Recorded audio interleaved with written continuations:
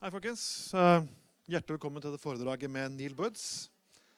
Det var fint at vi klarte å konkurrere litt grann når vi har litt andre politiske kjendiser i resten av lokalet her. Jeg skal ikke bruke så lang tid på presentasjon. Neil Woods har skrevet denne boken her om sitt liv i politiet, i narkotikakrigen i Storbritannia, som undercover agent. Så ja, folkens, Neil Woods.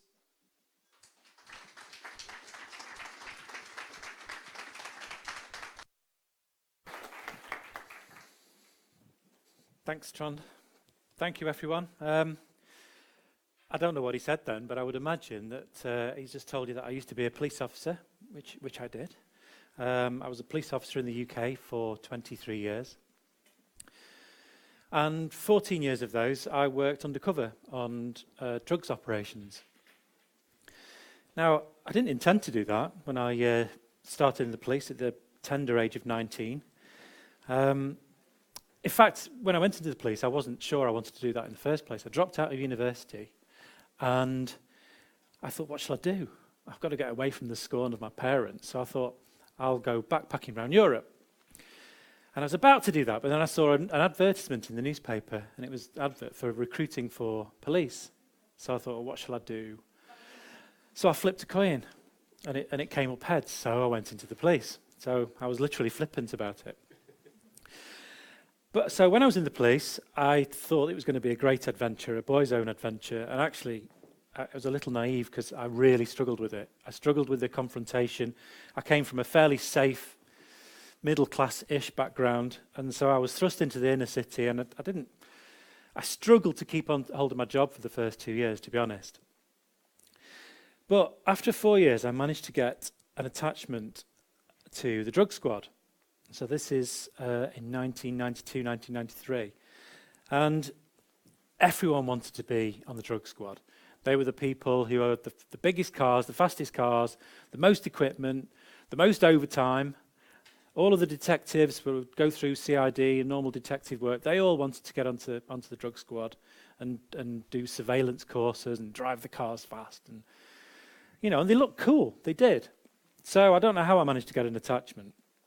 But the drug squad hated us rookies. They really did. Because, someone there for a month, they don't know what they're doing. They just get under the feet. So, but after about 2 or 3 weeks, one of them perhaps saw something in me because he said, well, do you fancy having a go at buying some crack cocaine? I thought, well, I've not been asked that before. And he said, well, here you go. Here's 20 quid. There's a door down there. It's a blue door. Just go down there and turn right. And knock on the door, see what you can do. So I did. I strolled down and knocked on the door, had a short conversation with a pretty scary-looking geezer, and I came away with my £20 stone of crack cocaine. There you go. And that actually defined the next 14 years of my life. Because that kind of low-level undercover work hadn't been done in the UK before at all. The undercover work that had been done is a sort of pitched right at the top end, men in suits, that kind of thing. But this was around the time in the UK where we had a major moral panic about drugs going on, a major one. In fact, we'd had it for years and years before we'd even had any crack cocaine on the streets of the UK, because all our tabloid newspapers were running stories about how horrific and how horrific crack cocaine was and how it destroyed communities. And all of the time, these stories would run in the tabloids saying, is it here yet? Is it here yet? And everyone was terrified even before it was there. So when it did hit the streets of UK, there was an enormous push from the government, because obviously the tabloid press and the public were so scared of this thing. The government made an enormous amount of money available to police forces with the instruction to do something about this terrifying new drug. Now, I'd gone into the police actually still remembering Nancy Reagan on the TV. Anyone else remember Nancy Reagan announcing that one smoke of crack cocaine and you're addicted for life? Yeah, you remember. That was in my mind when I went in the police. I actually believed that crap. So when I bought that first rock of crack cocaine, it was at the very beginning of an investment in new tactics and policing, sort of ramping up of the war on drugs, so to speak. But the first time I did it was actually quite easy because the gangsters didn't see it coming. They didn't know about this new tactic. But as soon as the gangsters go to prison, they tell each other what's going on, and they learn really, really quickly. So it quickly got more difficult. So it had to become more sophisticated, and it had to become constantly more sophisticated. Now, I would start by doing jobs for a few weeks at a time, and then that quickly went into sort of 6-7 months at a time. So I would be travelling around the UK, and the way the tactics developed is there was a special unit developed just for this kind of work. And if a police area wanted an undercover operation in an inner city, they would apply to this specialist unit, which is sort of a sort of conglomeration of 5 police forces fed into it. And then they would supply me to them. But I would use a pseudonym while I was on the streets, but I would also use a pseudonym to the police officers as well. So they wouldn't know my real name, they wouldn't know where I was from, and they weren't allowed to ask. They were told they would be disciplined if they even asked me where I was from. That's the way it quickly developed to those kind of tactics. Now, earlier on, and sometimes I would play a sort of travelling criminal, a sort of general sort of thief, burglar, car thief, travelling dodgy type of bloke.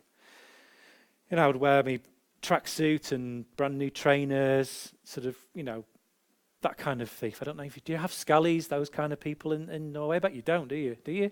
Anyway, I pitched it at that to start with. But I quickly found that actually the most vicious gangsters, the people that the intelligence was about, and the people that we wanted to catch the most, who were dealing the heroin and crack cocaine in the inner cities, the way to get close to them was actually to really pitch it very low. So I would end up dressing really scruffily, like sort of virgin, looking homeless, looking like I sleep rough on the streets. Because it was the best way to network and get introductions to the people I wanted to get introduced to. And also because mingling with homeless people who had really serious problems with drugs, they were actually the most vulnerable people, which also made them the easiest to manipulate. So that's where the successes came. But I'll tell you, one of the tactics I used in terms of just dressing up, or dressing down, I should say, is at the end of the day, I would take my clothes off, tie them tight in a plastic bag, and then leave them somewhere warm. And it really made them hum. So the next day, I was really feeling in character. I suppose it's like method acting, isn't it, I suppose? But the rest of the team hated that, and so they were taking the mickey out of me all the time. I mean, police have pretty twisted senses of humour, and I didn't mind. So they'd drive me into an inner city, and they'd be winding the window down, and they'd be saying, "You smelly bastard," and they'd be just, taking the mickey. So one particular operation in Nottingham, and I was getting dropped off on the edge of an area to walk into the city and meet up with this gangster I've been buying weights of heroin off for a few weeks. And for some reason, this gangster was being driven around in a taxi. And I never figured out if he ever paid the taxi driver or just had something over him. I'm not sure. But anyway, he was in a taxi. But he still made me walk a mile to meet him. Anyway, the crew dropped me off, and they were winding the window down and calling me smelly, dirty, tramp, all of these kind of things. And they dropped me off. So you can imagine, I looked a mess. Anyway, they dropped me off just on the edge of the red light area in Nottingham. And I'm walking along this road, and I hear, "Sex for sale."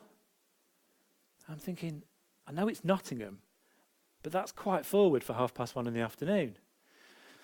So I keep walking, and I hear again, "Sex for sale."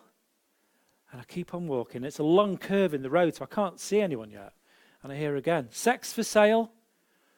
I keep walking, and then I see her. And as I'm walking towards her on the pavement, and I'm almost getting past her, and she looked me up and down, and she said, "Cheap sex for sale?" So, obviously, I'm sufficiently in character. So anyway, I walked past her, and I went to meet the gangster in the taxi, cursing him inwardly that he still made me walk, even though he's been driven round all day.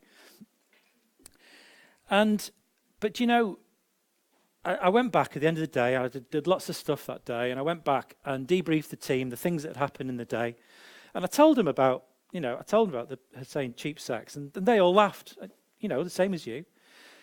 And then later on, I got involved in the development of undercover tactics, and I trained undercover cops all around the UK and cops wider in drugs training. And whenever I tell that story, everyone laughs. But that gangster who I bought the heroin off that day, I have no idea what he looks like. It's just another face in a sea of gangsters. I have no idea. But I can tell you, I can clearly see that woman's face. I can put myself there and I can see her absolutely clearly. Because she was not a day over 21, I would say. And she was clutching a can of special brew, just like ultra strong lager. And she was clutching it, desperately trying to fend off a heroin withdrawal. And she was really struggling.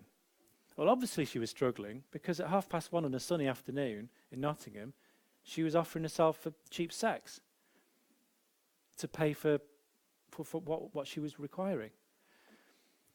And you generally find it's the same gangsters selling the heroin that actually exploit people like that.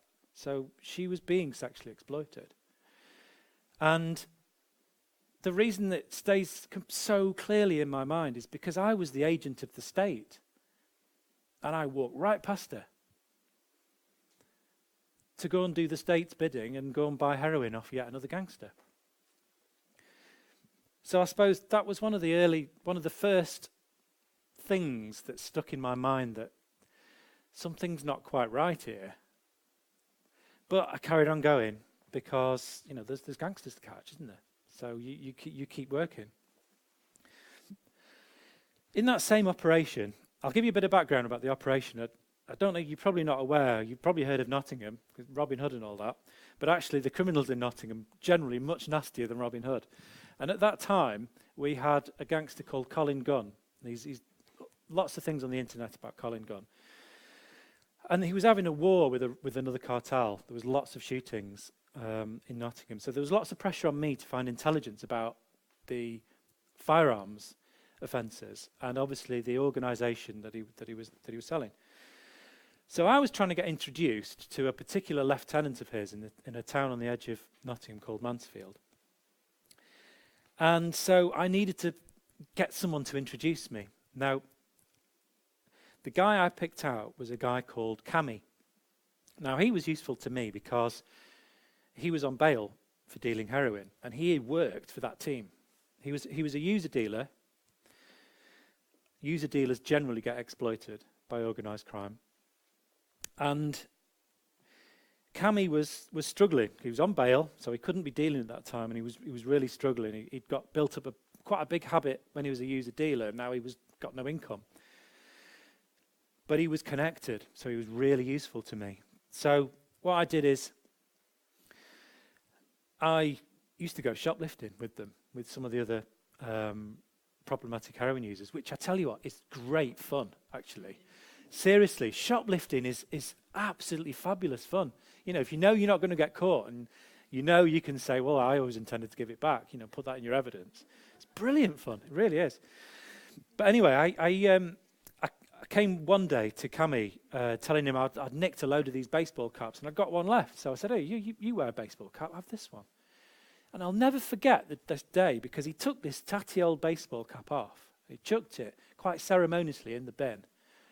And he put this new one on. He's looking in this shop window, look at his reflection. And he was so happy. So he was really useful, and he did introduce me to people. And I'll come back to that part of the story in a bit.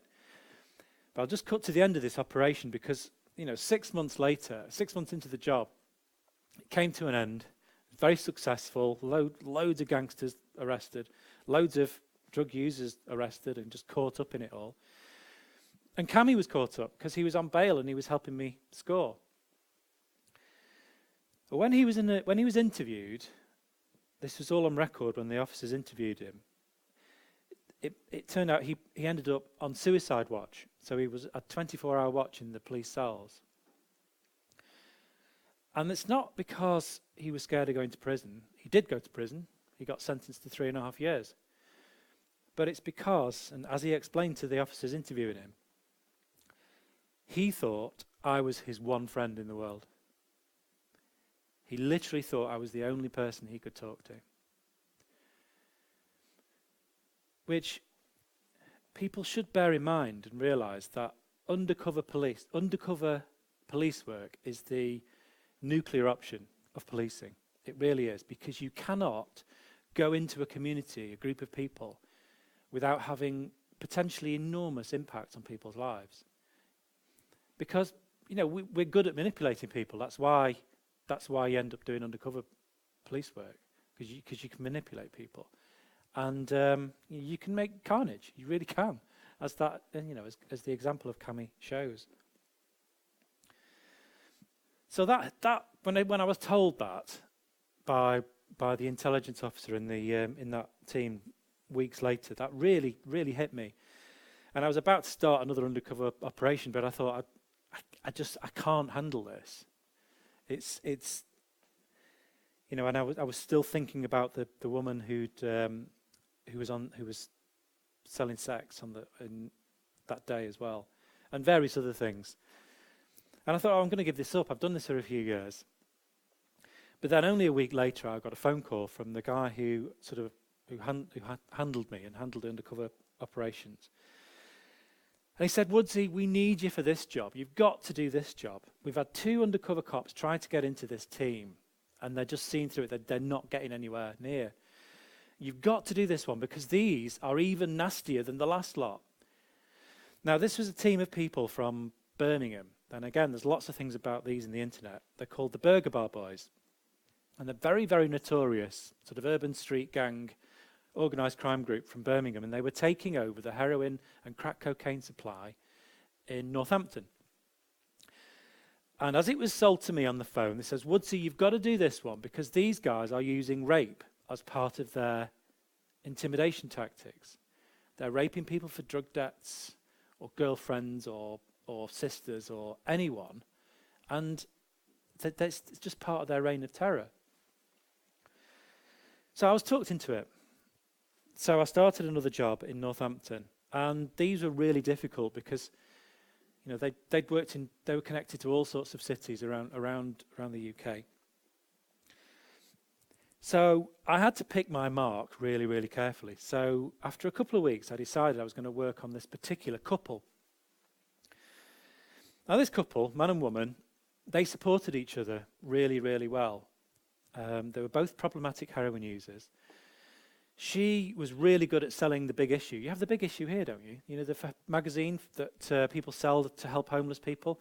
She was really good at selling The Big Issue, and he wasn't too bad at shoplifting. So that's how they'd spend the day, meet up later on, and they'd get what they needed and till the next day. But they supported each other, and they were really good together. She was using heroin, self-medicating to cope with child sexual abuse, which is very common, incredibly common. In fact, in my experience, and as many drug workers will tell you, 2/3 of problematic heroin users are self-medicating for either childhood physical or sexual abuse. 2/3. Lots of different people will tell you that. He was self-medicating for other reasons. He had constant pain in his hip and he walked with a stick. But whatever their reasons, they looked after each other. So I won them over because what I did is I made myself out to be a travelling criminal, and I needed the hookups for shifting stolen gear. So they knew everyone. So I'd go up to them and say, look, can you connect me with someone who can take my baby clothes off me? That's another tip for you, actually. If you are ever going to go shoplifting, baby clothes. People always want baby clothes. But, of course, you have to find the person who's going to buy them off you to sort of, to fence them. So I went to them and I got connected to fences for baby clothes, for electricals, for all different type of goods. But I'd start moaning to them and saying, look, I can only get 10 bags. I can only get crappy street bags of heroin. I need to connect for some decent weights. And eventually he said, okay, look, I'll introduce you to the Birmingham crew. I'll introduce you to the burgers. And what he made me do is rehearse a cover story. He says, because there's no way I'm introducing you to them unless they think we've known each other for years. So he made me rehearse this cover story, which is really weird when you're running a cover story and someone's trying to teach you a cover story. It's really strange. And he was testing me as well. Dates, people we'd known, stuff we'd done together. Tried way harder than I'd ever done. Anyway, but then he was terrified. He was absolutely terrified. When we went to meet them, they'd taken over this snooker club right in the centre of Northampton. It's like a really big snooker club with like 10 tables. And they just held court in there. So he was visibly shaking. He was visibly sweating. So we got there. He gave a nod to someone, and we were directed into the gents' toilets in this snooker club. It was just him and me in there, and he was literally shaking. And suddenly the door came open. This guy came in and opened the cubicle and stood on the toilet and looked over the top of the cubicle and said, "What's this?" A couple of seconds later, 4 hooded figures came in, just burst through the door and started walking in a circle around me. And then every so often, one would headbutt me on the side of the head, or they'd push me into another, and the other one would headbutt me back. And they just keep walking around like this. And all the time that they're doing this, I'm being asked questions by him up there. And he's asking him the same questions. And then he's testing and asking then he's rephrasing the questions, just trying to catch us out. And the sense of immediate violence was incredible. It really was like it was just going to erupt and they were just going to turn in on me. But after about 10, 15 minutes, eventually he said, "Yeah, okay, what do you want?" So relieved, I said 1 and 1, which meant a 0.4 of heroin, a 0.4 of crack cocaine. And then I'd got them, I was in then.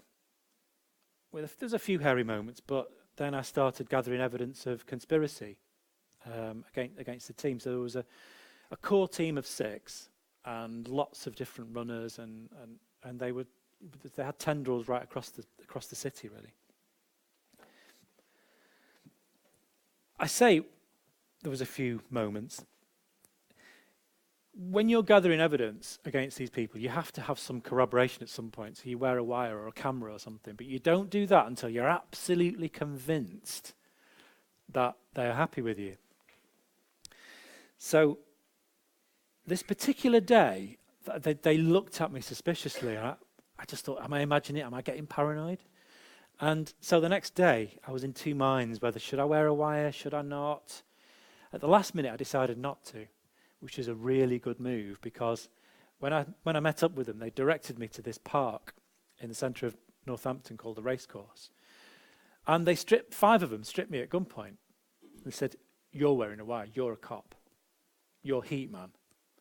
And they stripped me daylight in the middle of a park. So I was really glad I'd decided not to wear a wire that day, to be honest. They were truly, truly vicious people. In fact, one day there was intelligence came in that they had gang raped someone in that car that I'd been getting into each day. And so there was a contingency plan. We didn't think that the woman would report it, but if she did, we needed to be ready for some corroborating evidence. So we had a plan that if I was going to get in that car, then I would have to get met by someone for the team, so that my clothes would become part of the scene. So I'd have to have the clothes bagged up and fresh clothes put on. So that was all set up, but of course when I met them, they were in a different car. The car that they'd used, they set fire to on the edge of the city. So even though they terrified people into not talking to the police, they still took every precaution. Now, they didn't use drugs particularly. They were very businesslike in their brutality. But one day, when I came to the car and the car opened, there's this fog of cannabis smoke came out. It was incredible. It was like burning my eyes instantly. Anyway, I got in and they were so stoned. Now, oddly, I was using a pseudonym, almost like a double bluff sort of thing that was quite similar to my name. I was being called Woody. And this one day, this guy who was speaking to me, his name, I better not say his real name. I can't remember what we call him in the book. Anyway, this guy, he was implicated in 7 different murders in the Birmingham area. And this one day, he was stoned, and he looked at me and said, "Woody man, why they call you Woody man? Is it 'cause you look like Woody Allen, man?" Thinking, really?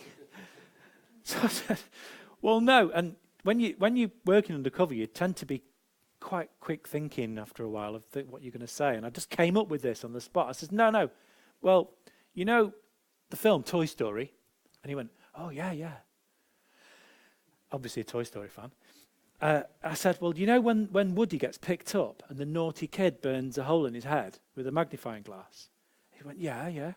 Well, when that film came out, I had skin cancer on my head, and I had to have it burnt out with laser surgery. Can you see the scar?" And he went, "Oh, yeah." And I said, and all my mates took the piss out of me because of this. They were laughing at me because I'd had, and 7 times murder a gangster said to me, "Oh, man, that's so mean." Yeah, you just never can tell, can you, really? Toy Story fans. Anyway, the end of that operation, 6 or 7 months it was, and it was massively successful. I can say with absolute confidence, because I knew everyone by the end of it, I can say with complete confidence, I caught every drug dealer, every user dealer, everyone completely that was connected with the heroin and crack cocaine trade in Northampton. Every single person. 96 people were arrested. The bulk of the arrests were done at the start. A massive operation. All the Burger Bar boys were locked up. And I spoke to the intel guy afterwards. I wanted to hear about the impact of it. And he says, "Yeah, we've just had some intel. This might make you laugh." He said, how long it was before someone could get some heroin and crack. It was as many as 2 hours. 2 hours it took before the new number was passed around and everyone knew the new number. And I know I got everybody. I know I did. I was on the streets. I heard the word. There were no other dealers. 2 hours it took. Again, that caused me a few doubts, that maybe things weren't quite right. And so again, I stopped working undercover. But then, again, I was tempted into it to work in Brighton. Now, Brighton, as you probably know, is on the south coast of the UK. And at the time, it had the highest drug deaths per capita of anywhere in the UK. Now, seaside towns tend to have the highest drug deaths in the UK. And I've sometimes wondered if this is because, people are running away from something and the coast is just as far as they get and they can't go any further because the sea's there. But Brighton, it was even higher than the other seaside towns. Now, whereas travelling around the UK, I worked with lots of professional, really good police officers. The same cannot be said in Brighton, particularly. In fact, clearly not.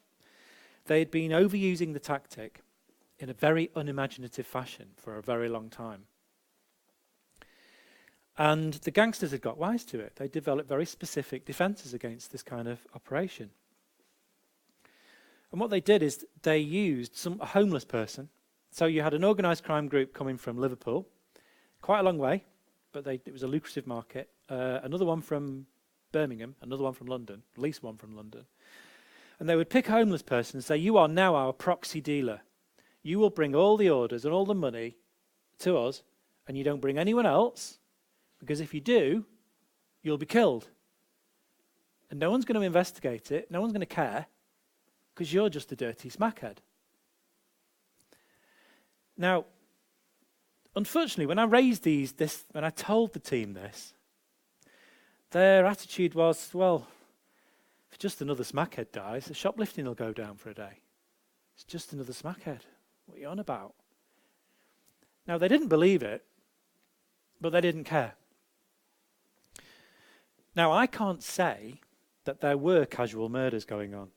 But what I can say is that the streets of Brighton, and when I say the streets, it's like wherever you go, there's the streets that most people see, and then there's the streets that you learn to look for, the sort of underbelly of any large town or city, anywhere. There's more to it than you would think. And taking the pulse of that community in Brighton, they were all terrified, absolutely terrified. So many people there were completely convinced that there were casual murders going on. They all knew someone who they say they'd been murdered. And it was the highest drug deaths in the UK. It had been for over 7 years. So I'm not saying that there definitely were, because that would take a police investigation to say so.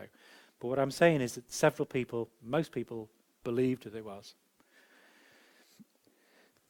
And faced with the attitude of my colleagues and the casual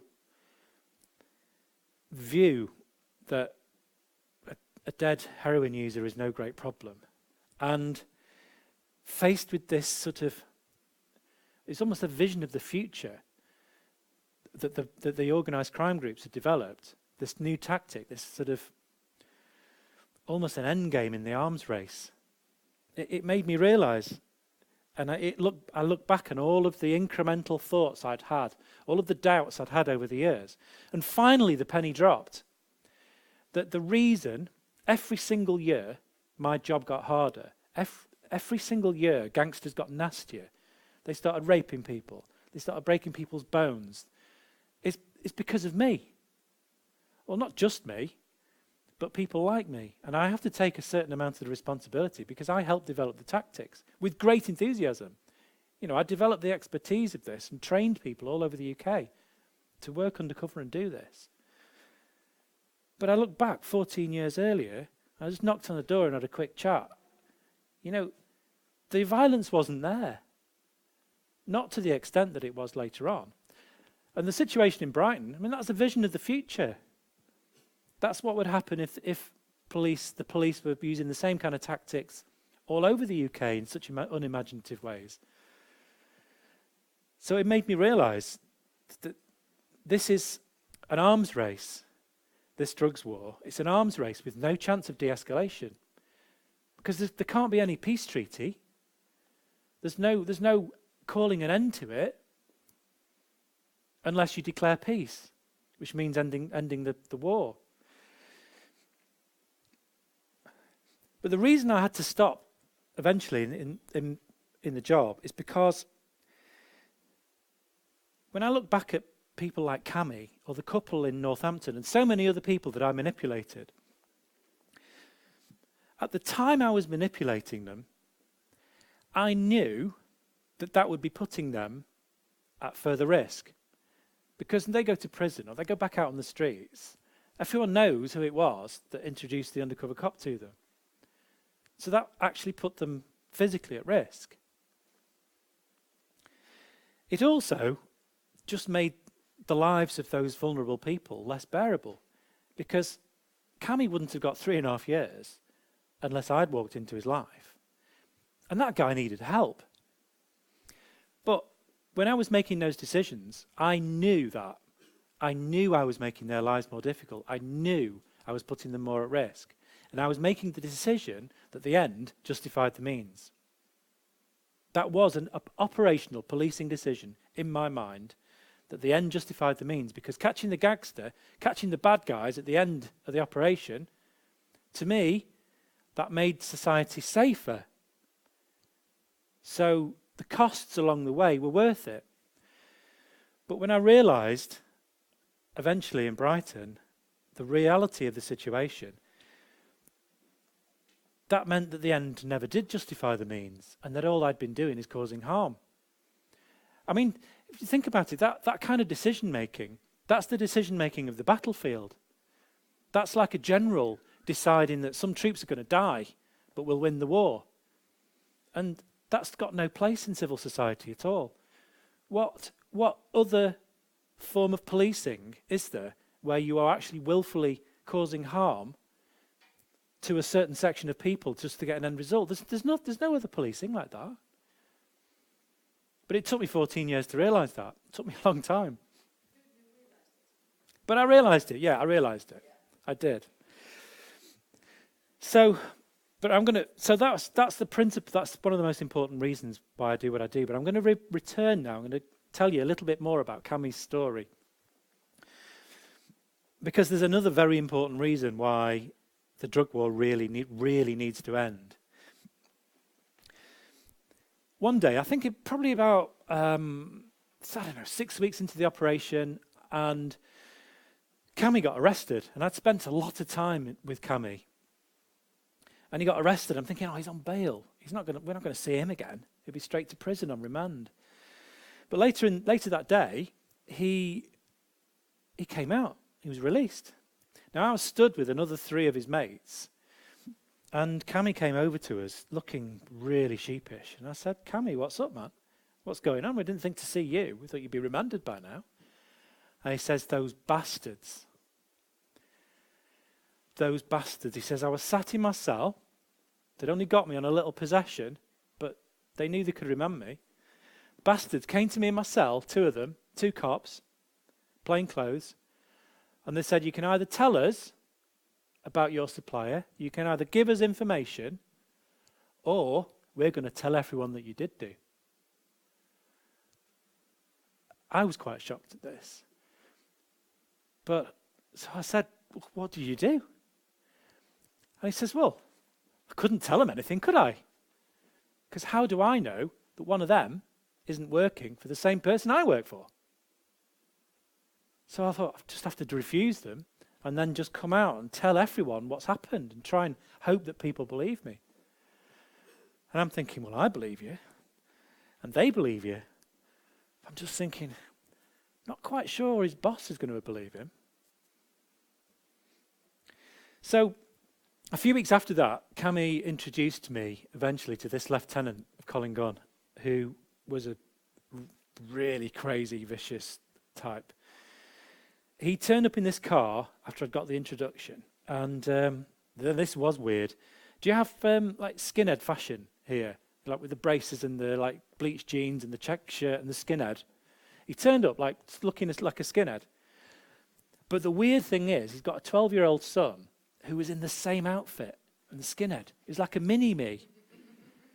Really weird. Anyway, he opened this car door and he beckoned me over and he got me in the sort of entrance of his car, and he got this blade out and stuck this blade into my bollocks.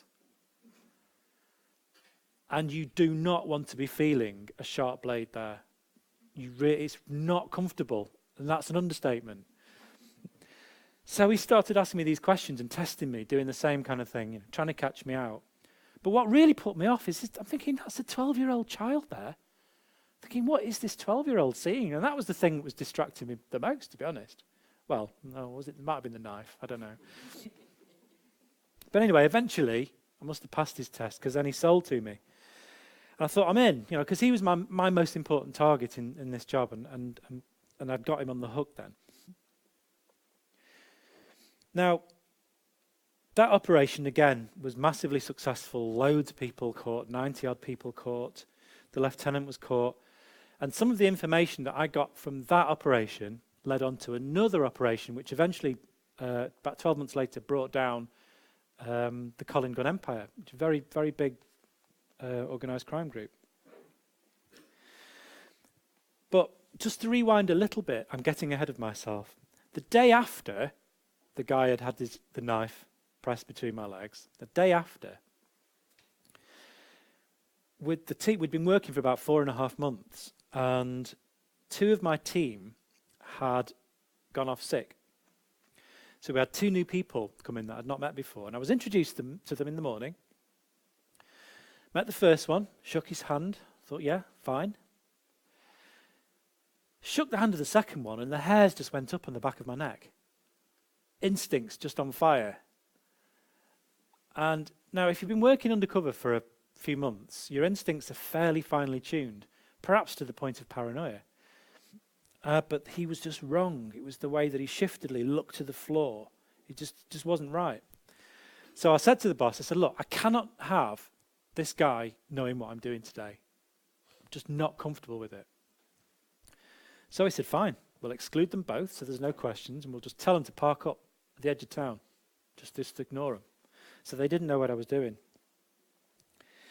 Anyway, fast forwarding again, 12 months later, when Colin Gunn's empire is brought down, and evidence is found that this particular police officer, who I'd taken a dislike to, turned out he was an employee of Colin Gunn.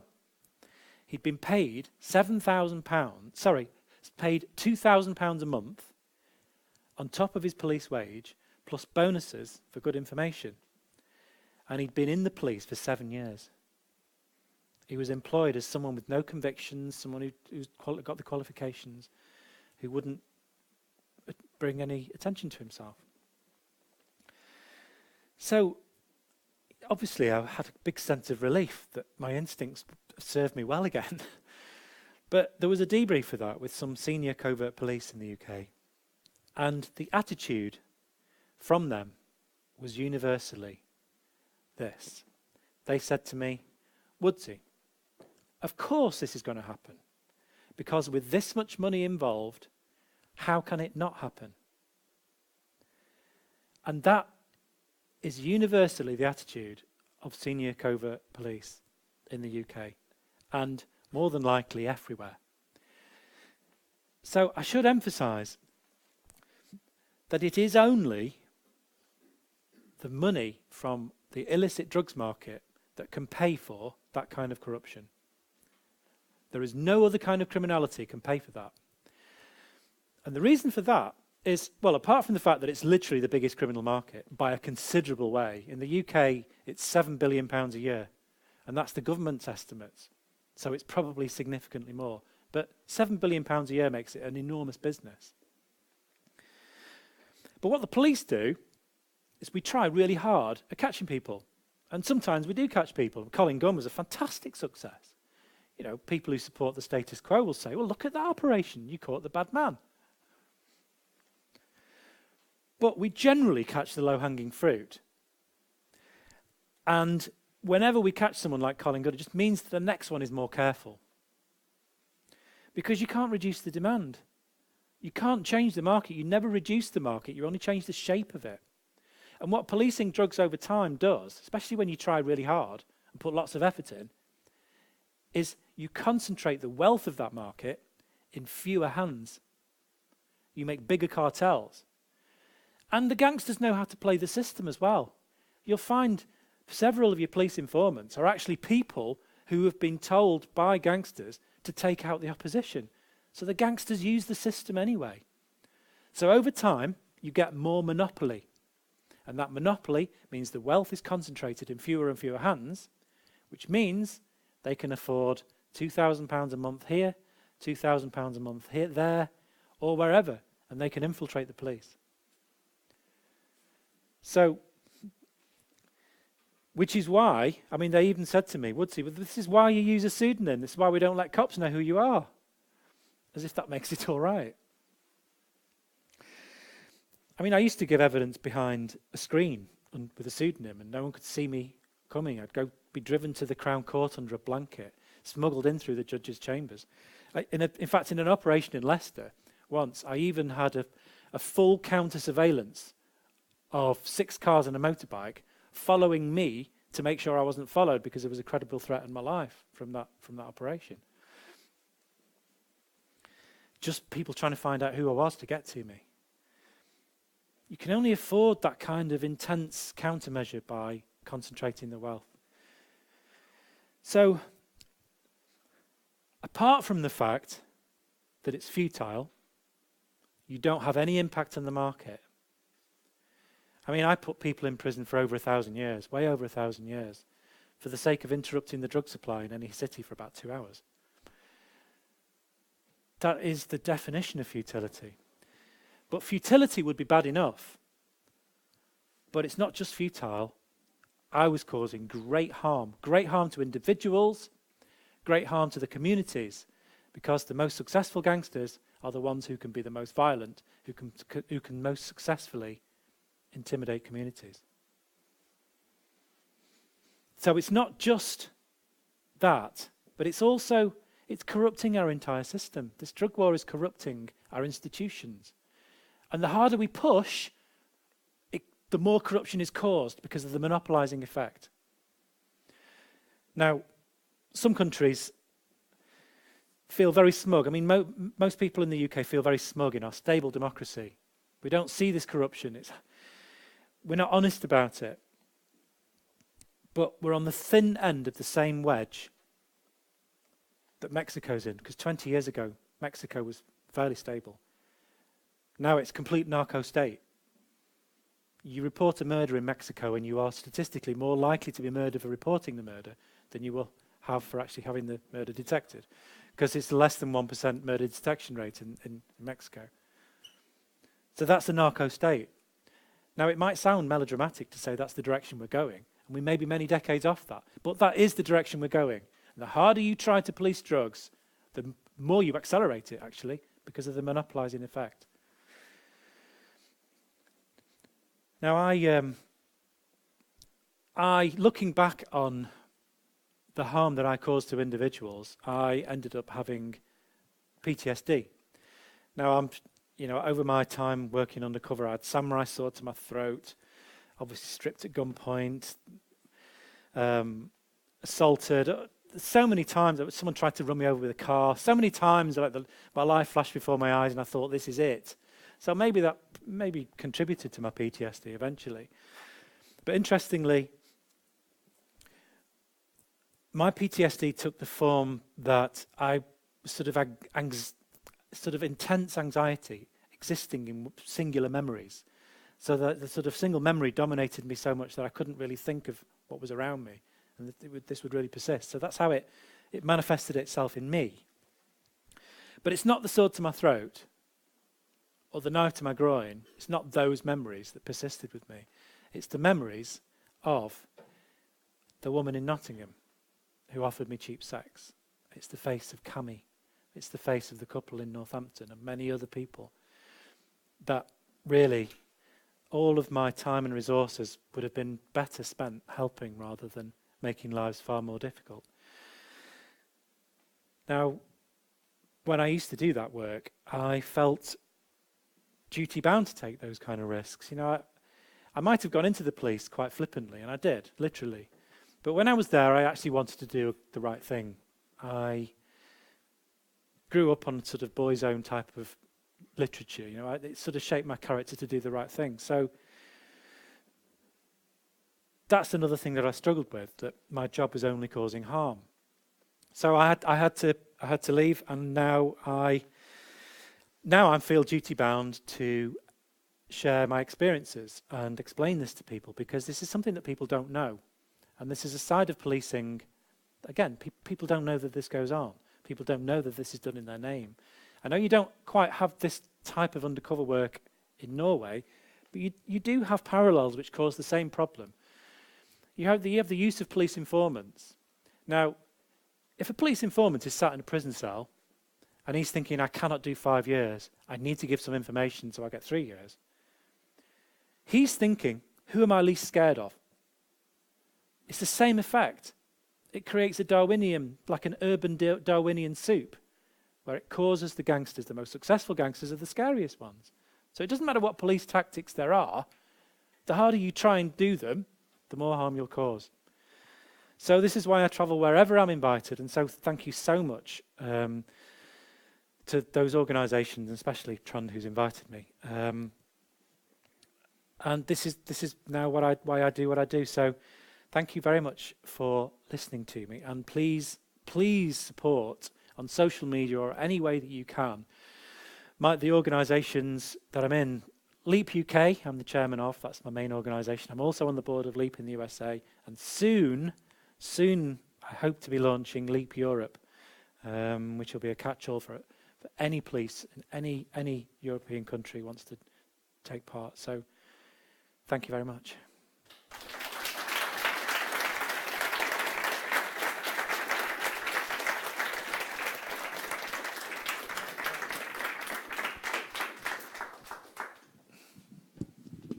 Vi tar nå 10 minutters pause frem til 7, så kan folk stikke og kjøpe noe å drikke. Ja, og gjøre klare spørsmål. Så det blir spørsmålstime neste time, ok? Så er det igjen om 10 minutter. break for drinks.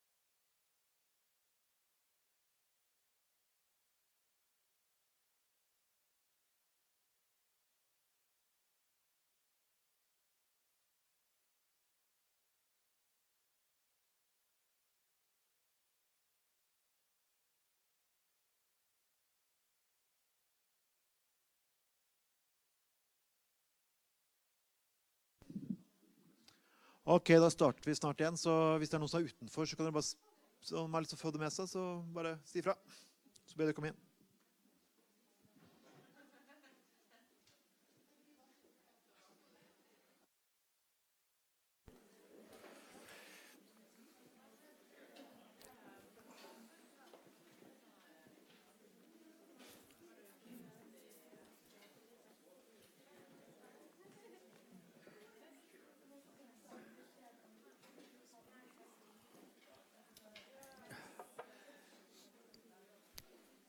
Go on then, who's got a question for me? Oh, there's some people coming in. Got a question? I actually have a lot of questions. Have you? Okay, the first one is, what's a scabby? Oh, what, sorry? A scabby. I didn't find it on A Google. scally, yeah. I Oh, shouldn't have, scally. scally, I shouldn't have used colloquial English, really, should I? A scally is like a dodgy geezer. Like a chav? Like a chav with attitude. No, more of a chav who would steal his own mother's shoes. Okay.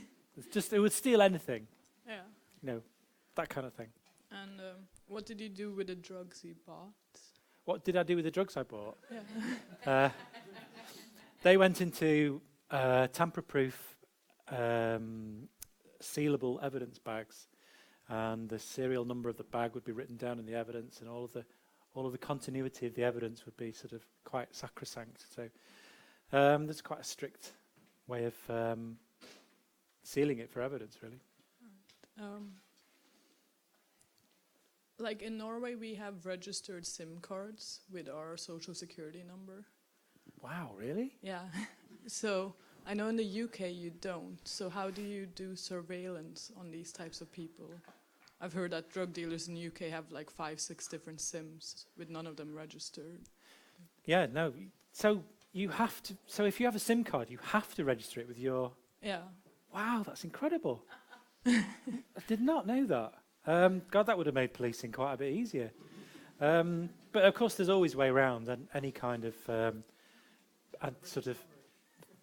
Yeah, exactly. But yeah, I mean, yeah, they use SIM cards. The thing is, if you're changing numbers often enough, and you're using different numbers, and of course, if we did have that in the UK, there'd be a simple way around it, because you would just force various problematic drug users to use their numbers, which would put them even more in danger, because that would be the logical thing for a gangster to do. So, but no, they just swap numbers all the time, and the street grapevine was quick enough to sort of adapt to the changing numbers all the time.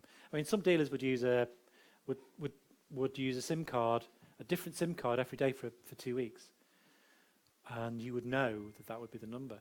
But then other gangsters would actually just give you a business card. Well, no, not gangsters, but they'd be sort of lower tier. There'd be people who didn't use drugs, but they'd be dealers. They'd be connected to the decent gangsters, and they'd give you like a cigarette lighter with their mobile phone number on, or other kind of sort of business cards, you know, that kind of thing. But how did you, like, how would the police manage to, or do you not surveil the Yeah, I mean, we did phone? surveillance with it, but you do it by data traffic analysis. So you would use software to feed in phone numbers into a program and work out who was calling who when. And then you would match that up to a database of police intelligence of who you believe using those phones. In certain circumstances, you could even use cell site analysis to say where that phone was at any one particular time. All of those kind of surveillance techniques. But the reason that undercover policing is used, according to our own legislation, legislation which regulates investigatory powers, you can only use undercover policing where conventional policing is ineffective or just can't be used at all. So even according to the legislation in the UK, undercover policing is the policing of last resort, because all of the sort of standard surveillance and investigation you can't catch these people with, because there's always countermeasures to it. So undercover policing is like the last ditch tactic, if that makes sense. Did you ever have to use the drugs in front of the dealers to prove that you are a drug user? Like Never had to use heroin, though that would be terrifying, I have to say. Never had to use heroin. Never had to use crack, although actually that probably wouldn't scare me particularly. I had to use cannabis a few times, but what? It's just cannabis, isn't it? But once I was infiltrating these group of gangsters in this pub, and they were almost like cartoon-like. They were so outrageous in their criminality. This guy was stealing antiques. He had loads of stolen cars. I was arranging to buy stolen cars off him, big weights of cocaine, and all sorts of things. But as part of my cover story, I made myself out to be a connoisseur of amphetamines, which clearly I'm not. But he sort of was into this idea, and one day he brought me this present. He says, "Hey, I've got you this. You'll never have had any speed like this before." And he was right. He held up this see-through plastic bag with this toxic-looking pink goo in it. You could almost see it dissolving the bag in front of my eyes. It smelt like the urine from a glue-sniffing cat. It was disgusting. So he said, "Go on, have some of that." And I'm thinking, I really don't want some of that. But of course he saw my reticence. So I'd just seen him order someone else get a beating over a £10 debt. So I thought, this is not a good situation. So I thought, I'm going to have some of this. So I got my little finger in the bag and a little bit and dabbed it. He says, "You want more than that? Go on, get a proper wedge." So I scooped a load in. Felt it burning my tongue, and it did instantly give me a mouth ulcer. And I felt it go down and the sort of warmth in my belly rising. And it didn't take me long before I was completely out of it. The street amphetamine at the time in the UK averaged 5% purity. This was 40%. It was really, really strong. I didn't sleep properly for 3 nights. It was horrendous. Mind you, my house has never been so tidy. So yeah, not many times did I have to take drugs. I normally managed to talk my way out of it. And quite often, certainly when you're buying heroin, actually the gangsters want to trade in a place where it would make it quite difficult for them to say, "I want to see you doing it." So, there's a few scary moments, but no, thankfully I never had to do any heroin. I just assumed like friends share if you have these contacts and stuff, that like that guy who went to jail for 3 years. Yeah, but when you've scored and you've got it, you want to use it, and people use it in their own way, in their own place. Oh. So it's quite normal for me to say, "I'm going now. I do my drugs in my space where I do them," and that's quite normal. It's quite reasonable. If you didn't catch, okay, this is kind of stupid, but if you didn't catch the gangsters, did they basically earn off the undercover cops? If you just kept buying and you never caught them, have they basically gotten money from the police enforcement? Yeah, I had no idea how much money I've given organised crime over the years. Yeah, I suppose so. If you haven't caught them, you're just giving them some more business. Yeah. So you're in a way like promoting the business more by. Well, yeah, but it's only a tiny part of it. Tiny part, because the business is huge. But yeah, I mean, I've paid enormous amounts of money over the years. Interesting. I might have to think how much I've spent one day, actually. And what was the coolest thing you shoplifted? Oh, right. Well, it wasn't very cool, but I was really proud of it because it was 6 DVDs. Now, 6 DVDs, if you think about it, it's quite a large space, isn't it? It's quite a bulk, and I wasn't that experienced a shoplifter, so I was really happy to be able to get that much under my jacket. 6 DVDs, kudos. But coolest thing, I don't know. You used to get this was cool. The PlayStations, you used to get extra memory for PlayStations, and you used to buy them in a packet. But wherever you got them in an electrical shop, you would have like a magnetic strip which would set the security off. So it's a really cool thing to be able to do, to peel the magnetic strip off with no one seeing. So I used to like that. I used to think, yeah, I've made it.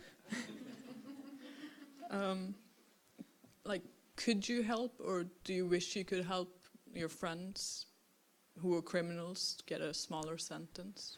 Did you have any influence with it? I didn't have any influence at all. I mean, for the for some of the operations, I discussed it with the senior investigating officer, and sometimes I would be reassured that that the police would put in the file the circumstances and that they wouldn't be seeking a prison sentence.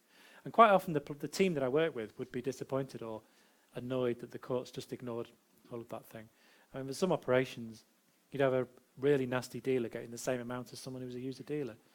And that didn't make any sense. And actually, there are European Court of Human Rights rulings on that, stating that there should be lesser sentences for people who are selling drugs only to pay for their own habit. But that gets breached all the time, and it did get breached. But no, I had no influence of that at all. Were you worried about repercussions? Like, aren't you worried now that they might come back, like, to get you and stuff? You know, that's the question. That's the favourite question from journalists when I do events, actually. In fact, it's always the first one from a journalist. Because, yeah, as I said, I used to go to Crown Court behind a pseudonym. No one would ever know my real name or where I was from. And now I'm using my real name, and here I am. I live in Herefordshire in the UK. So I give two answers to this. The first answer is I took a risk to do what I believed in then, so it only seems reasonable to take a risk to do what I believe in now. But having said that, I'm not particularly worried, because I have described some really brutal people, and there are really brutal people in the illicit drugs trade. But you have to remember that's just part of the business model. They're only being violent because it protects their business and because the violence makes them the most successful trader in the game. It's an unregulated market, so monopolies appear. Any unregulated market, that's the case, but these people try and grow their business by the use of violence. So yeah, they might have wanted to get rid of me before I given evidence, but now, years later, it's not in the interests of any of those gangsters to come after me for revenge. Because where's the advantage in that? Where does that fit in the business model? Yeah. But actually, if people start listening to me en masse, and there's suddenly an enormous social movement grows, and everyone's like saying it's because I'm following the words of Neil Woods, then I'll start watching my back. Yeah, because then there'll be hit jobs on me, I'm sure. But I think we're a few years away from that. And it wouldn't be just down to me anyway.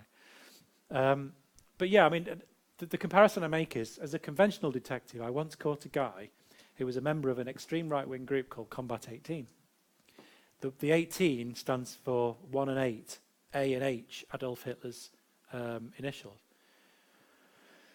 Yeah, total psychopath. And now, what I arrested him for was a series of criminal damage and firebomb attacks on Chinese takeaways.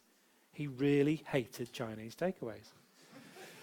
And he even ranted about, Great Britain fish and chip shops and things. But he was a complete psycho.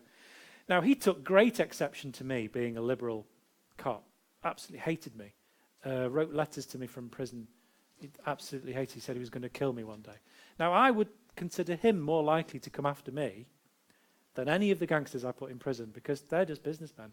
He was a nutter.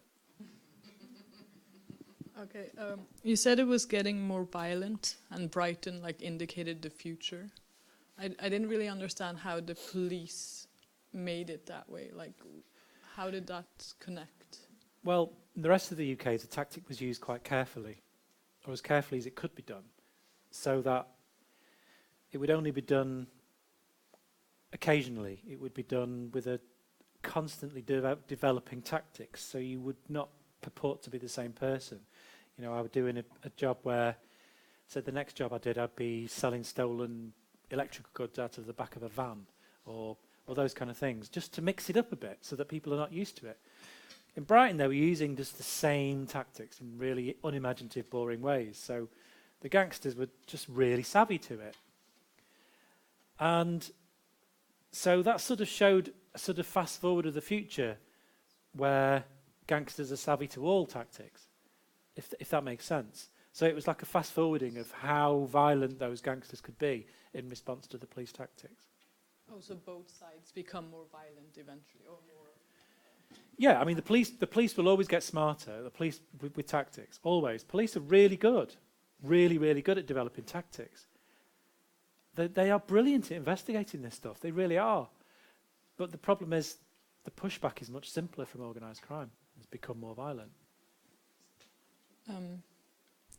What do you think about the war on drugs in the UK compared to the US? Like, do you think it's similar? Have you looked into that? Well, I mean, the United States gave us this war on drugs in the first place, and forced their morality, their moral judgment on the rest of the world. We're all subject to American imperialism in terms of drug policy. So they do have a situation much worse than us. The violence is much worse. But there's an interesting statistic, actually, of just how much worse it is in the United States compared with a place like the UK or many European countries. In 1969, the United States had a murder detection rate of 85%. In Norway, it's 90% at the moment. In the UK, we have about 85%. When Nixon declared the renewed war on drugs, within about 4 years after that, the murder detection rate in the United States had dropped to 65%. 65. It's never climbed above 65% since Nixon declared the war on drugs in the United States. And that's during a period of time of incredible developments in forensic science, DNA, improved fingerprint techniques, and various other types of forensic science that lots of police forces make use of. In the United States, it stayed that low. So, yeah, every single country that pursues the war on drugs will have an increase in violence. The United States have got it on a whole new level. They really have. What's the detection rate in the UK? It's about 85%. So it's dipped a little bit below that, but we don't have the guns to the same level as the United States, so that makes a difference. But that's an indicator that it will fall as gangs get more powerful and as gangs fight with each other. You know, it may be a few years off in places as calm and stable as Norway, but it will happen, in my view. And you said there was this undercover criminal... Oh, sorry. I only have 3 more questions. I'll tell you what, should we take 2 more other questions, Yeah, and then one of yours, and I'll try and answer all 3 together. Then we'll get more people with questions. But we will come back to you, honestly. We'll get all questions done. Hi. Thank you for the good talk. Thank you. I'm wondering about this organization that you lead now, and obviously this doesn't work in your opinion. So what's the alternative? What do you do differently? Should we take another question as well, and then I'll answer the 2 together, if that's all right? Anyone else? There on the front. Yeah, thank you for a great talk. When you're now speaking out against the current drug policies of the Western world, do you receive any social stigma from anywhere? Close social relatives or outside? Good question. So the first question, well, what do we advocate? Well, LEAP advocates the regulation of all drugs to take the power away from organised crime and to make our communities safer. Only by regulating drugs can you be sure what's in them. Only by regulating drugs can you take the power away from organised crime and end the cycle of corruption and violence. Drug policy should be about saving lives and reducing harm. And current policy only causes harm. So the trouble is, people hear this word legalization and it scares them. They think, oh, it's a free-for-all, it'll be chaos. But actually, no, drugs can be dangerous, so we should get them under control. What we're talking about is control, not chaos. So what you do, if we talk to politicians about these things, is we break them down into small policy chunks. It makes it achievable, because every drug has its own regulatory requirements. Alcohol has particularly specific regulatory requirements, which you do so very well in Norway. Heroin would be the easiest one to regulate. because you prescribe heroin to those people who are having problems with heroin, because then you save them from the manipulation of organised crime. It sounds simple. It is that simple. You have a medical model. Only people who need it medically, you provide it for them. The evidence is there from the British system before the Americans corrupted it, and from Switzerland, who actually use British evidence to inform their policy. They prescribe heroin only to the most problematic users, but as a result of doing that, they've reduced their crime massively, burglaries. They don't have shoplifting. They've virtually eliminated street prostitution by prescribing heroin. I can see no reason why any government would not do that at all. So that's simple, because a medical model actually stops it expanding. It takes the market away, because gangsters actually want user dealers to find new customers. Doctors prescribing to someone who needs the heroin, they are under no pressure at all to find new customers. I mean, in the UK, I can only use the UK stats, but we had 1,400 heroin users before the American style of prohibiting heroin, because we used to prescribe it. 20 years later, we had 400,000 users, problematic users, 400,000. Prohibition did that. So heroin's easy. It's just a simple model to use. On the other end of the spectrum, if you look at cannabis, in the UK, less than 1% of teenagers can buy alcohol, because our regulation works really well. You need to provide photographic ID. It's quite straightforward. Over 50% of teenagers in the UK have easy access to cannabis. And in some inner city areas, it's as high as 90%. Now, I do read that some people say that in Norway, those percentages may be less. But they'll still be too high, because we should be protecting our children from the drug. We really should. We do not want our young developing brains using cannabis. So we should be protecting our young from it in the same way that we do from alcohol. But also, we should be protecting them from organised crime, because I have seen that organised crime recruit their dealers through the teenage cannabis market. They lay on a weight of cannabis. They'll say, there you go, there's half an ounce. Sell that as 14 individual grams, and then bring me the money back when you're finished. So you've got a teenager who's got the kudos of having the best cannabis around. He's got some spending money, easy spending money, and they're the coolest person in their group. And that's how organised crime recruit. That's where the gangsters of tomorrow come from. There's a young man I saw in Leicester. He was about 17. He went by the rather unimaginative nickname of AB. And when I first met him, he'd just started dealing heroin and crack. Previously, he'd just been dealing cannabis. He'd got into it as a teenager. Now, when I met him, he was quite a cheeky young man, quite likeable, really. 6 months later, he was terrifying. He was a terrifying 18-year-old. Because he'd got into that scene, and to become part of that team, where the team's not caught, because they have to be the scariest team, he had to learn to become violent. And he was horrible over the space of 6 months. Now, when he was 16, I'm sure he didn't think in 2 years' time, I'm going to be intimidating heroin users by making them crawl on the floor for the drugs and be violent just to build a reputation. I'm sure of it. It was the marketplace which shaped his personality. And we should be protecting our young from that influence. You can only do that by regulating. So all the drugs in between, yeah, you have to be really careful. You have to be very careful in how you regulate things. Take great care. But even a poorly regulated system is better from gangsters controlling the supply and putting in what they think they should put in the drugs.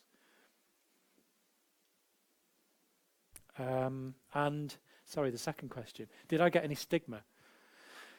Yeah, well, when I left the police, when I first started speaking, I recovered from PTSD, and I first started speaking out.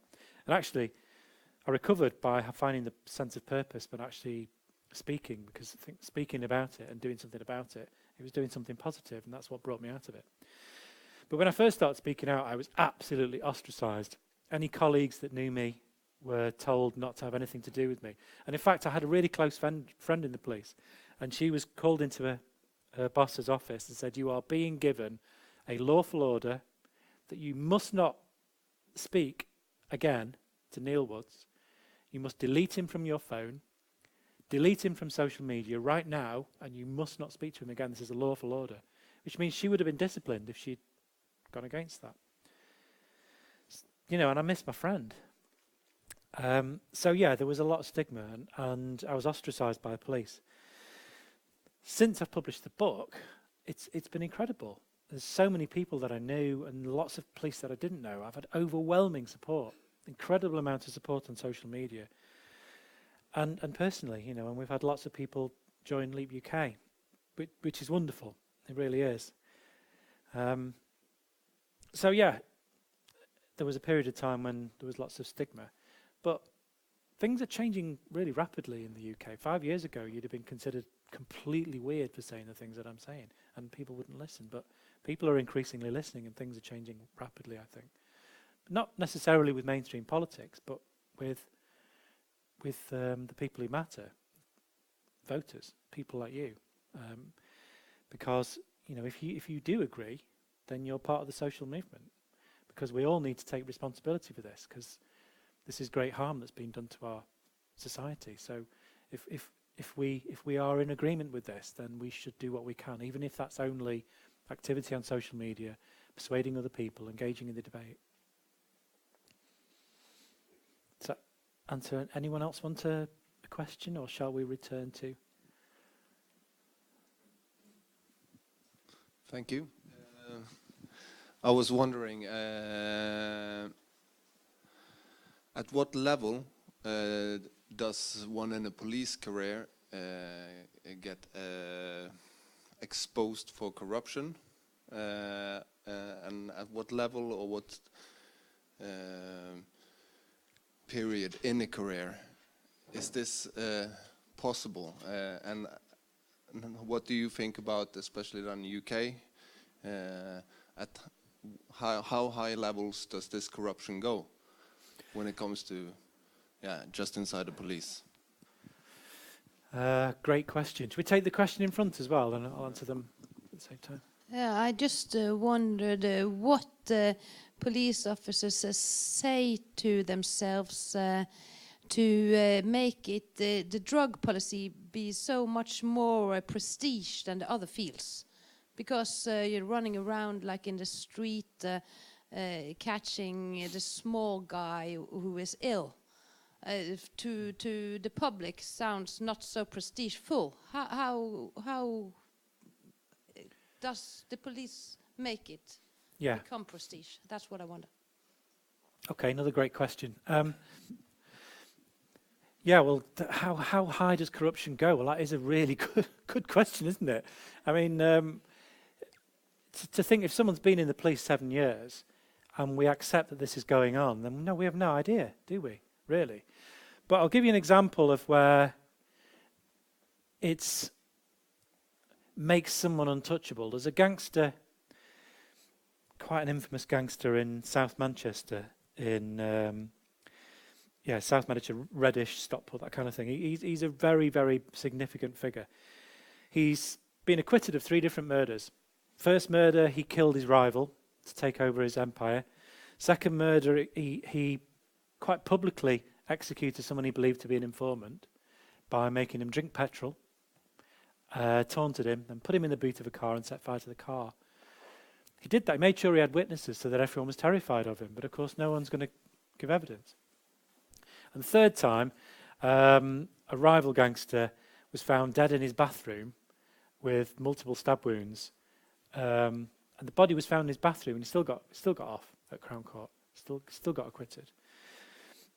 Now, just before I left the police, I was ground cover detective sergeant, so I was responsible for the sort of north of Derbyshire, sort of normal detective work. And I got a call that Greater Manchester Police, so the neighbouring police force, very close to us, had executed a search warrant for a cannabis factory in the sleepy, very wealthy village of Hayfield.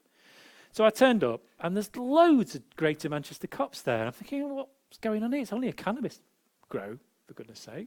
So I went up to this sergeant and says, well, why don't you call ahead? I could have, you're going to be giving us this crime to investigate anyway. Why don't you get us, some of us here, and we could have helped you and made it easier for you. He says, oh no, we're under strict orders. We don't tell anyone what we're doing. And I worked out there's 12 of them. And he explained to me that they were a special unit set up in Manchester. Now, you've probably got an idea of how big Manchester is, but it's the third or fourth biggest police force in the UK. It's massive, several thousand cops. And he said, no, we've been handpicked by the Chief Constable of Greater Manchester Police. A handpicked unit, all of our backgrounds have been looked at, and we only report directly to the Chief Constable. And we've been tasked with taking down the empire of this particular gangster. Aaron Coughlin, his name is. You can look him up, Aaron Coughlin. And I was gobsmacked by this. So basically, he was told that we're attacking any asset which we believe is connected to him. So if we have any intelligence that there's an asset like a cannabis factory or anything else, then we're going to go at that and just keep attacking his empire. So I said to him, so you are the untouchables then? And he says, yeah, that's right, but apparently we're not allowed to call ourselves that. But if you think about it, that's 12 cops in a police force of several thousand. I think Greater Manchester's about 7,000 cops or something. The Chief Constable can only trust those 12. So, yeah, how far does it go? It's a good question. I'm sorry, I can't answer it any better than that. It just, it's always going to, I suspect it'll always be further than we think. So, so how does policing drugs become so respected? Well, in the 90s, it was respected because all the money was thrown at it. And they had all the overtime. And because they had the best training courses, they had the best equipment, they had the best cars, and being trained to do surveillance driving is quite a great thing. And they seem to have all the fun. So that's why, really. But it's actually changed drastically in the UK. It's changed massively. Policing drugs is no longer a priority for police and crime commissioners who set the priorities in virtually every police force in the UK. So things have changed really drastically. And we have got some wonderful police and crime commissioners, in particular in Durham, another one in North Wales, Arfon Jones, who is actually a member of LEAP UK. He's a serving police and crime commissioner. And they have said that, no, we will not prioritise. And in places like Durham, they have actually publicly gone to the newspapers and said, we are instructing our police no longer to pursue people for possession of cannabis. We will no longer pursue people for growing cannabis in their own home. And they've said that, and they got an enormous amount of backlash from the right-wing press, but they've just stuck at it. And interestingly, in County Durham, as a result, after 12 months after that, they announced that policy, they are the only police force in the UK that have been measured outstanding by all measures, by the Inspectorate of Constabularies. So things are changing, and it hasn't got the same kudos anymore. In fact, most police forces don't have a specialist drug squad anymore.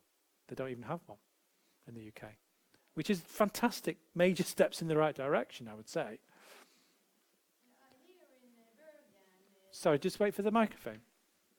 Here in Bergen, they have closed a so-called open drug scene, and a report have come out afterwards, and it says that the police have done very different policing in the city centre, and now over by a new health care and a low threshold centre for injecting drug addicts.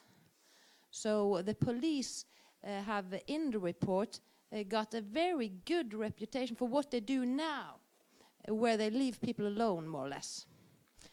And what they did in the city centre, most police in the report said they didn't believe it was a good method to give a lot of high tickets and to expel people for 24 hours or 48 hours. So in the report, the police on the ground say they don't find it a good method to give these tickets. And afterward, the general opinion about the policing over there at the Strakshuset, where they do not interfere as much, seem to be good. They are more like social workers. And it's been a change in the roles of the social workers and the police, where they mix more what they do, and that is at the moment giving people, making people a little bit confused. But we will see how it goes. Well, yeah, I mean, if police are even talking about harm reduction, and if they are even talking about more positive approaches, even when they don't, even at the point when they're not functioning properly yet, it's still a massive step in the right direction. And I think that's social change. If police are even starting talking about that, so I find that really positive. Those kind of things are just got to be encouraged all around. And if police tweet here, we've got police get really involved in social media and in the UK, and so a lot of us reformers, we will pester police on issues like that, and we will praise anything that's positive. Just those kind of things really help, you know. Because a lot of people who are not interested in reform follow police Twitter accounts, because they're sort of traditional police supporters who would support anything the police do. If you get those voices in there, it can't hurt. I think any kind of interaction on social media with police is a good thing on drugs. Any other questions? You have 2 more, I believe. Anyone else? No. One more there, then we'll come to a question. I'm just here. popping back to the corruption bit because I was just thinking you became a cop by chance, or it was not your childhood dream. So before you became an undercover cop, would it ever be as a low-paid or a low-grade cop an option for you to be corrupted? Would the organized crime in the UK recruit cops at an early stage, or would they make and take their picks like you do, make their marks and find the key person they need to take the bribe? I think the example you gave, £2,000 to £3,000, it's not that much to sell your dignity or pride in your work. No, I mean, yeah, it's a good question. I mean, I never would have been tempted, but just as a matter of interest, I didn't actually get paid any more for undercover work. I was the same pay grade. I was a constable, so it wasn't any different. I got more overtime, but that was exhausting as well. So, no, I mean, I wouldn't have done, and I know, and I am very certain I know I would have been tempted by that. Some might do, you know, that's the traditional way of corrupting police, you know, corrupting them by sort of one-off payments is quite a traditional way of corrupting police officers. And in the world of illicit drugs, that still goes on. There is plenty of traditional corruption in the police. There's a really good local newspaper in the UK called the Liverpool Echo. They cover local crime issues just really, really well, better than most local newspapers. And it seems almost so often I read in the Liverpool Echo they've got a court case of a police officer who's been paid money by Liverpool gangsters about drugs. So that kind of traditional thing does go on. But it's part of the arms race again, that police like that get caught. So the way around that is to employ someone to join the police. So you're not corrupting someone's ethics, and you're not catching them out with a gambling debt or manipulating them because they're susceptible to it. You've employed them to actually be a spy and join the operation. That means they're not likely to get caught. Now, the one that got caught that I came across that infiltrated my team, that was just good fortune that he was caught. And a little bit of clumsiness on the part of Colin Gunn, and there's a lot of gangsters won't be clumsy. So those spies from organised crime are in the ranks. We know it, and we're likely possibly never to know who they are.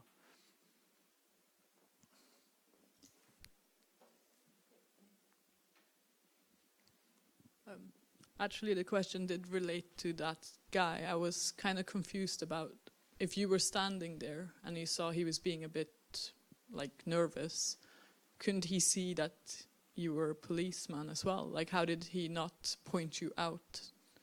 Oh, you mean the undercover gangster, the one who joined, who I took exception to? Well, he basically, the structure of the team was, I would have 2 people as backup. I would have an intel guy who would record all of my intel and do read out the relevant intelligence of the day at the start of the operation. I would have a technical equipment guy who would take my technical evidence and document it. I would have like people doing statement reading. I'd have all this team around me. So when I came to deliver my evidence, they would record it and process it. And so that team was necessary to collect all the evidence. Now, 2 of the team, the backup people, weren't able to be there. So he was just replacing those. So he knew I was a cop, but he just didn't know my real name.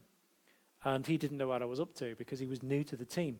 He hadn't been there the day before. Oh, he never saw your face? No. Well, no, he saw my face. No, but in the criminal scene, he never saw you No. or met with you. Okay. No. So he didn't know where I was actually being deployed and who I was having business with. Now, he would have been able to report back that there was an operation of some kind going on, but he wouldn't have known who the targets were and what was going on.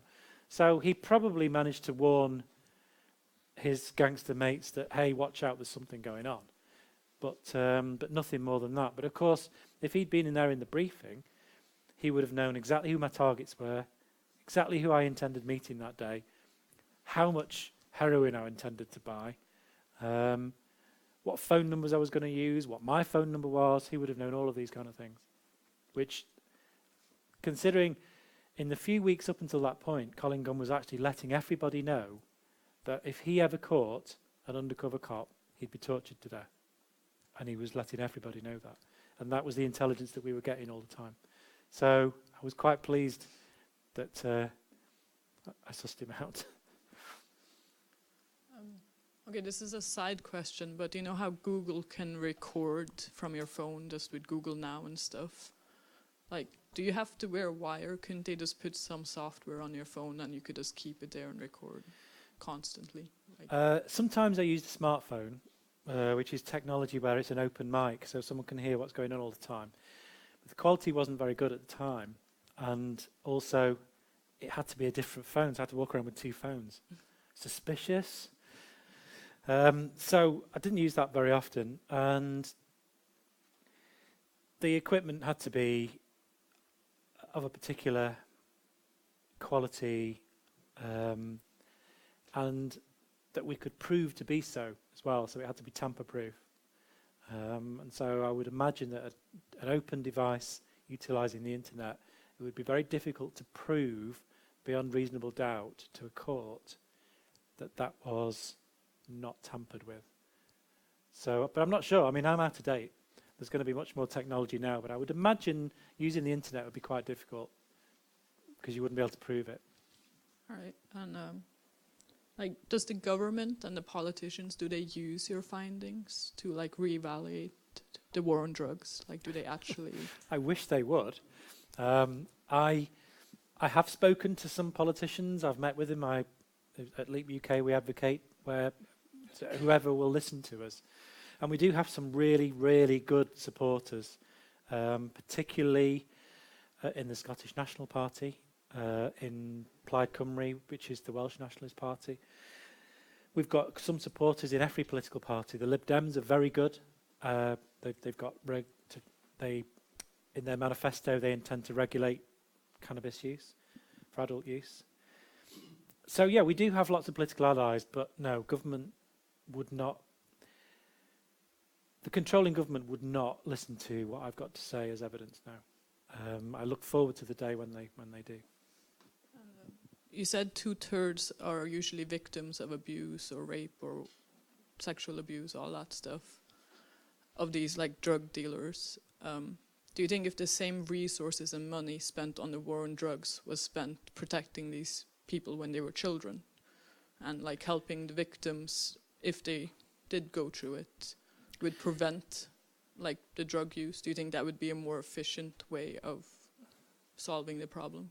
That might be the most important point that's been made all night, actually, because policing drugs, it's the biggest policing bill. There's more spent on drugs investigations than anything else. It's enormous. It's £7 billion a year in the UK. It'll be the biggest policing bill in Norway as well. I was speaking to Bård in Oslo yesterday, and he was saying it's probably over 50% to his estimate of the policing bill. 5 billion. See, that's 5 billion kroners is the estimate. So that's an enormous amount of money. Now, that money could be invested in services to help people who are dealing with childhood trauma. It could be used to deal with people who need some kind of drug treatment services. There's more than enough money in there to solve the problem by other means. You're never going to solve it completely, but you'll do a significantly better job than criminalising people and wasting all of these resources on policing. So yeah, and failing to look after those people is adding to the problem. The drug problem is the fact that we ignore those problems. And it's only heroin use where that I've got that statistic for 2/3 of problematic heroin users are self-medicating for childhood abuse. But people who have a problematic relationship with drugs generally have some other issue that they need to deal with, whatever the drug is. Even according to United Nations figures, 90% of people who use drugs do so without any problem at all with the drug. No problem at all. So to have this enormous punitive drug policy to punish those 10% that do is to me, the definition of insanity. So yeah, the money could be spent much better elsewhere. And we have a question at the front. Isn't part of the problem that if you could have gone to the chemist to get your bag of happiness, that would be great. But as a buyer, you are per definition entering a criminal environment. So it's kind of self-recruiting. And so by the criminalization, and you would solve the problem very easily. But how can you sell that argument? You say that the Lib Dems and some of the national parties are progressive, but you still have Labour, you still have the Conservatives to work with, and that's quite, I would think, high threshold to pass. Yeah, it is. It is very difficult, and unfortunately, we have a far less progressive political system than you do here in the UK. We have a ridiculous voting system which lumbers us with essentially a two-party system. But having said that, it's from the most recent election we have had a handful of new Labour MPs who have already spoken out for reform. And we have, for a while, we've had some allies in the Conservative Party as well, some really good allies, some socially liberal Conservatives. But they're not the most important people. The most important people is the voters. And politicians are only going to really publicly change their mind, even those who privately agree with us, if they feel that they're going to get public support. So actually, the social movement is more important than the advocacy to politicians. And that's what I say to every audience wherever I speak. Please get involved and persuade who you can, because the social movement starts here. It really does, because politicians will not change their mind unless the polling says that it's a salient issue for voters. But you're right about decriminalising, but I would always go farther than decriminalising. We need to regulate the market, and then we know what's in the drugs. Then we take the power away from criminals.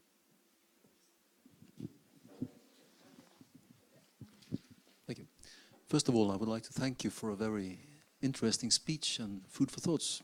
I am the local director of prosecution in this region of Norway, and these thoughts I will take back to my office and we will discuss them. I have spent probably most of my life fighting drugs, and I'm responsible for the priorities for the police here. And there is change going on. We are not anymore, I would dare to say, chase the users in the streets as we used to, and we did used to do that. There is still a priority against the organized crime selling drugs, and I believe that will go on for quite some time. And we find that these organizations responsible for the massive sale of drugs are also responsible for a lot of other criminal things. And it's perhaps a question of the hen and the egg, what's first and last, but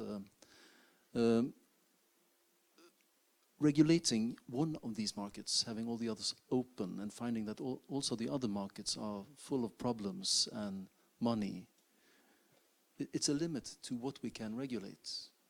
There is trafficking in human beings behind all this. There is illegal gun sales behind all this. And at some point we'll have to take a stand and take the fight. So how do you intend to regulate this so that these organizations stop making money from all the other things they're doing? And secondly, if you regulate drugs in a legal market, you'll have to take into consideration, for instance, the competition laws is bordering on perverse when drug cartels can come to the government and say that we demand to sell our drugs in a free competition because our international competition laws actually dictate that if you open for a legal market. So there are a lot of looking for the word here, complications at least, yes, before we come to where you want to come. I will not rule it out, but there are definitely speed bumps there. Yeah, definitely. I love the question about organised crime because there can be nothing perhaps more important from a policing and prosecuting point of view than to put all the resources into beating organised crime. You're right. It's a scourge on society. You can have much more success against organised crime if you level the playing fields. You level the playing fields by taking their money away from them. Now, I'll refer you to a couple of documents from the National Crime Agency in the UK, which is a national organisation, bit like sort of like the FBI type of thing, if you've not heard of them, and they deal with a serious and organised crime across borders. They published their strategic assessment into organised crime over the last 2 years, last September and the September before. And in those documents, they conceded various points that we have been advocating at Leap UK for some time. The first is the fact that the organised crime groups in the major cities are monopolising and moving to take over the supply from the county towns and seaside towns. And that's a direct quote from the strategic assessment. But another very, very important concession that the National Crime Agency made is that the finances, the profits from the illicit drug trade are reinvested into other forms of criminality. Now, we've probably all heard the sort of classic phrase that you need money to make money. Well, that is where the funding for other forms of criminality goes. The illicit drug trade forms the framework for all other kinds of organised criminality, all of it. It provides the connections, it provides the financing, and that includes people trafficking and weapons and things like that. But so if you remove the financial power of the illicit drugs trade, and I should emphasise again that the kind of corruption that I'm talking about is absolutely only possible with the finances specifically from the drug trade. If you look at those reports where they estimate a breakdown of the amount of money which comes from each level of criminality, the biggest chunk, it's no great surprise, is drugs. The next biggest chunk, which is almost rivaling the amount of money which comes from drugs, is that by organised fraud. And the rest is broken down into much smaller chunks like people trafficking, those kind of things. They're a really tiny part of the overall amount of money. So by far the biggest amount is from the drugs trade. For the other types of the fraud type of things, they are invested in from the money from the illicit drugs trade. So, for example, you want a computer nerd, then you pay for them with the money from the drugs trade. So, if you want to seriously fight organised crime, you have to take the money away from them, because the money they are using to corrupt the system, which is like trying to fight them with one hand behind your back. If you want to fight the other things that organised crime do, you want to take away the money that they invest into it, again, by regulating the drugs trade. But there's one last point I would make to counter that, is that you mentioned guns. Now, it's no great shock to say that the reason that gangsters want guns is because to protect their drug trade. Most criminality in terms of the use of firearms for drugs, certainly in Europe, it'd be difficult to prove in the context of the United States, but certainly in Europe, the guns go hand in hand with the drugs trade. Because it's the Wild West out there, and everyone wants to be the person making the most amount of money. That's why you get gangs shooting each other and fighting over territory. Gangs will fall out over who supplies drugs in a prison, or who supplies drugs in a certain city or a certain place. That's why the guns are needed. So if you take away and regulate the drugs trade, you don't have the same demand for firearms, because brewery bosses don't have shootouts, do they? Not for a long time, not since early 1930s America of brewery bosses, or, well, in fact, they didn't have beer because you were stuck with spirits because beer was too expensive to transport. So you don't have the same violence, you don't have the same motivation for violence, you don't have the same networks for it. Now, yeah, I mean, you mentioned there's problems. Yeah, there's going to be legislative problems. Yeah, of course there is. There's going to be huge problems. I mean, the biggest problem is the fact that if you really want to beat organised crime, you've got to do it on a worldwide, global level. So you have massive difficulties in it. So that's why you start with small policy chunks. It's why you start to eat away at it with innovations, small innovations, like heroin prescription, like Canada's doing with cannabis. You know, the Liberal Party in Canada campaigned as one of their major campaign points that they were going to regulate cannabis. And they did it with the same messages that we use in Leap UK. That this is actually a child protection issue. We should be protecting our children from this. And as soon as you start talking to people in those terms and explain, because that's what it is. As soon as you start explaining that this is to protect our kids, then you start winning people over. And then you start to find the solutions to the problems. Yeah, the monopoly thing that you talk about, that sounds sort of, even if it's a constitutional law, you just deal with it. Because this is what we need to do. And I would say it's urgent because people are dying and they don't have to die. I'm sorry, I've forgotten your second point. You answered it. Did I? All right. Okay. Anyone else? There's another one there, and then I'm sure you've got another one as well. Sure you have. I had a comment to this, that the drug trade is so connected to the arms and other trades. And I actually think that the amount of drugs on the earth is increased because of the prohibition. Because if you look down at Afghanistan, then you see the war going on there. And you see that they increase the opium production for war reasons, to buy and sell weapons. The market here, the prices, the prohibition makes the prices go up, so it's part of it. So I think if we made these drugs illegal, we would take them away from this. It wouldn't be possible for the Taliban to buy weapons for opium money. So it would, or all the other side, both sides, I think, is involved in the drug traffics. Yeah, absolutely. I mean, it doesn't matter. I think legalizing will actually make less drugs on earth because you take the drugs away from the arms and trade. Yeah, I mean, I agree with you. It doesn't matter where you are in the world, whether it's gangsters in Europe, whether it's paramilitaries like the FARC rebels in Colombia, or whether it's the Taliban in Afghanistan. You find that actually the only reason people can afford guns is because of the drugs. That's what makes the guns affordable. But I wouldn't agree that the drugs have got more expensive because of prohibition, because actually, since we banned drugs, it's 1971 in the UK, but what year it was here. Since we've banned drugs, they've got cheaper, stronger, and more varied.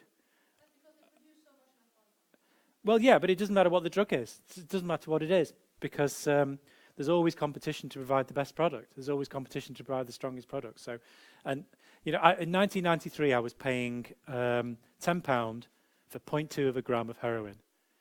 In 1993, when I stopped working undercover, I was paying £10 for 0.2 of a gram of heroin, and the purity had gone up. Now, what product is there that's that inflation-proof? I should have think what a pint of beer was in 1993 in the UK, but so prohibition is not impacting much on the market really, but the profits have gone up. They say for some here in Bergen that the stuff is more expensive and more other mixed with two things because the laws here are more strict. Don't believe it. Don't believe it. The drugs have got stronger everywhere. I've seen the evidence from so many different countries that Norway is not a special case. Norway is not tackling the drug problem and any better than any other Western country. Of that I can be sure. Da har vi plass til ett spørsmål til. There's this book called How to Sell Cocaine and Get Away with It. I know it sounds very but it's a documentary book that basically explains that the cocaine market is so significant that removing it would cause an economic collapse. Like it goes in the billions and billions in the US that it would just destroy the market because it's so in the system. But that's not my question. That's just there are also lots of significant figures who are in the drug market. Even in Norway, we had a case where they were about to be caught, and then, no offense, the police said, "Don't take them," because they were too significant.